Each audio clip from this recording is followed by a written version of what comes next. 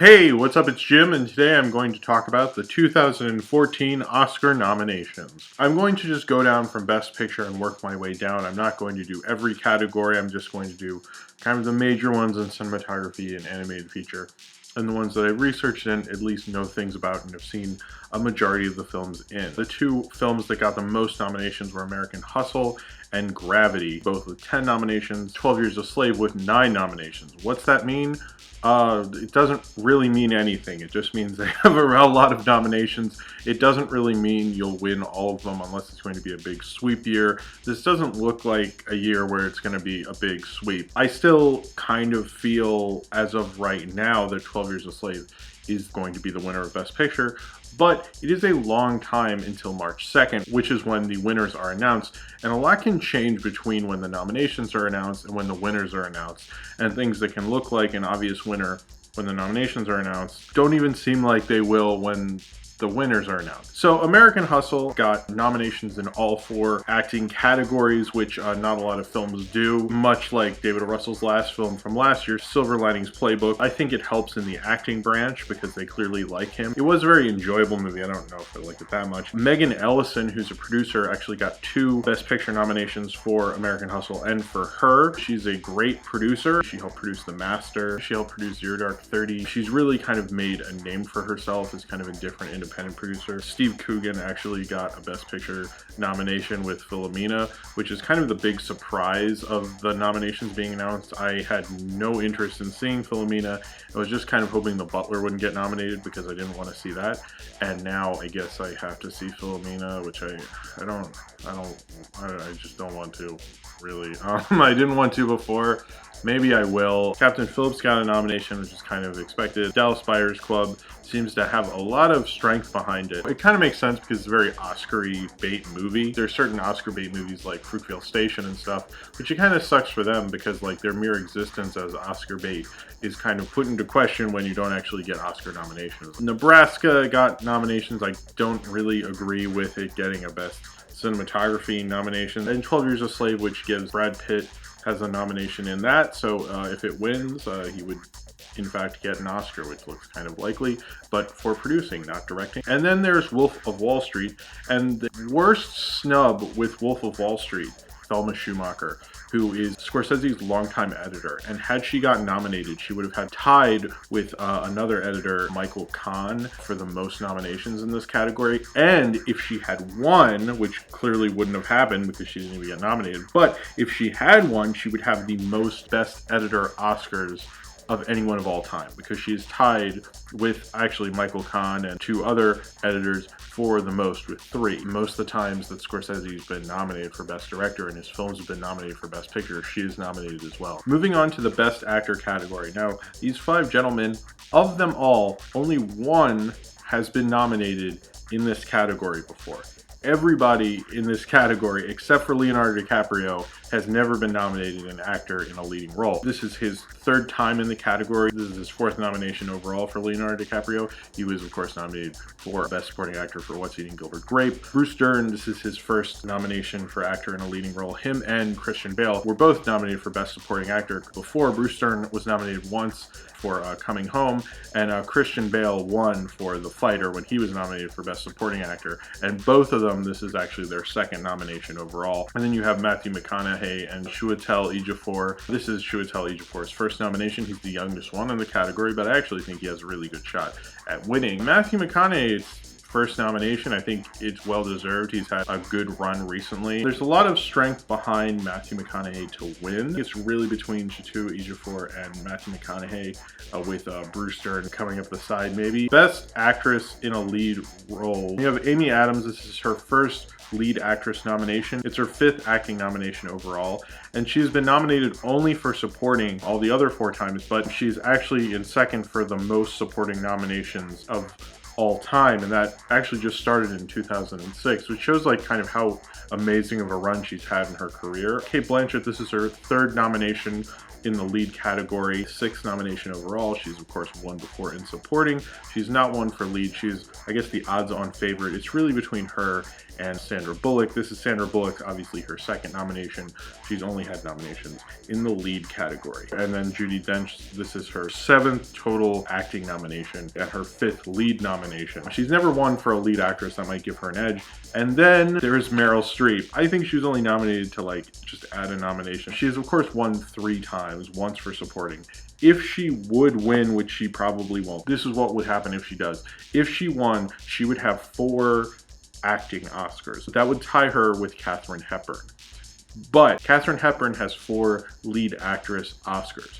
Meryl Streep would only have 3 if she in fact wins this year, because she has 1 supporting. This is of course her 18th nomination and her 15th nomination in the lead actress category. Best supporting actor, most of these guys are relatively new. No one's won before in this category. The guy Barkhead Adabi, I think, from Captain Phillips is his first nomination. Michael Fassbender's first nomination. Jared Leto's first nomination. Bradley Cooper was nominated last year for Best Lead Actor for Silver Linings Playbook. And then you have Jonah Hill, who was really the surprise. I was kind of shocked, although it seemed like if you asked people in October, they would have said, oh, he's going to get nominated. And then the movie came out and no one felt that way. But apparently it worked out for him. Best Supporting Actress. This is really 2 former Best Lead Actress winners against first-time nominees. I actually thought Sally Hawkins had been nominated before for Happy Go Lucky, but that didn't happen. I don't know why I thought she had, but she hadn't. But you have Sally Hawkins for Blue Jasmine, Lupita Nyong'o, I think, from 12 Years a Slave, and June Squibb for Nebraska. Lupita Nyong'o from 12 Years a Slave has kind of an edge, and people are really talking about that performance. But you really have Jennifer Lawrence going up against Julia Roberts, both who have won Best Lead Actress before. This is her 3rd acting nomination, her 1st supporting for Jennifer Lawrence.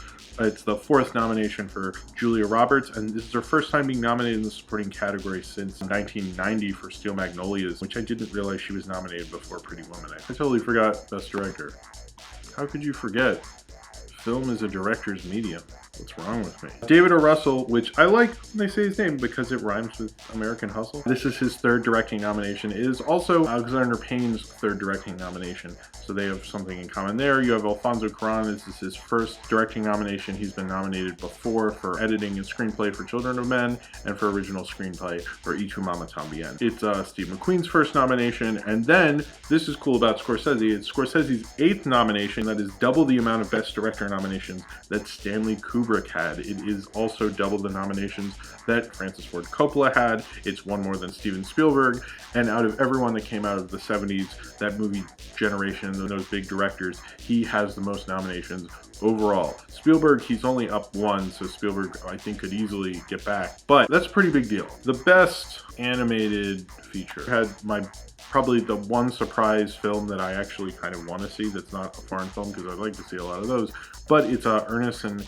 Klesenstein, I think. 4Kids, that company seems to always get kind of a smaller independent animated film in there every now and then. They've done it again, and it's by actually one of the people nominated as the producer of The Secret of Kells and The Triplets of Belleville, and I'm excited that foreign animated film is getting more exposure, and that I will actually see this foreign animated film because it's been brought to my attention. I don't think it'll win. It has no chance at all, but it's kind of like they've actually won just by the nomination, because otherwise I'd kind of heard of it. It sounded familiar. I'd seen stills from it, and now I will definitely see it because I like to have seen all the films nominated in this category.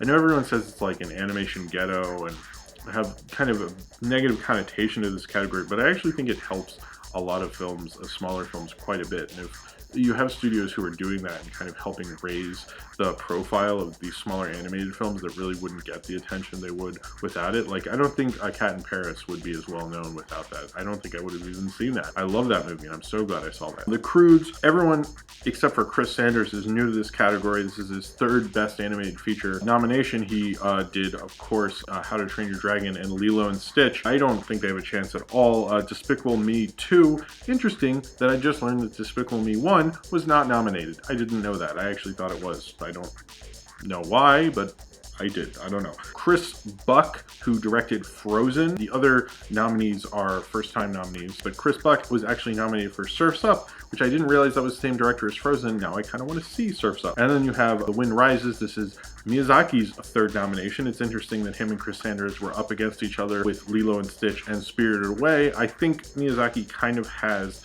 the edge, but Frozen is incredibly popular, but I'm kind of hoping The Wind Rises wins because it's his final film and it would be a fitting end. I mean, Frozen's great, but it's no The Wind Rises. I mean, that would kind of upset me.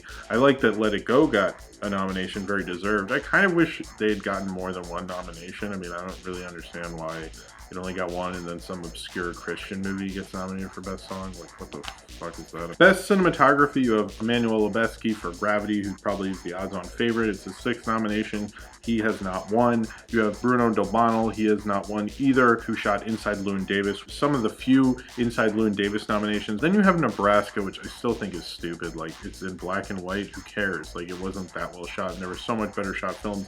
And Hoyt van Hoytema, who shot Her, really, I think, deserved it. Then you have the cinematographer Philippe Lesord from The Grandmaster. That was a very well shot film. I probably wouldn't have picked it, but didn't get a Best Foreign Film nomination, so that's a little odd. Then you have Roger Deakins. Roger Deakins is nominated for Prisoners, which I didn't like, but it's Roger Deakins, so, you know, he's still an amazing cinematographer. He has the most nominations in this category without a win ever, with 11 nominations.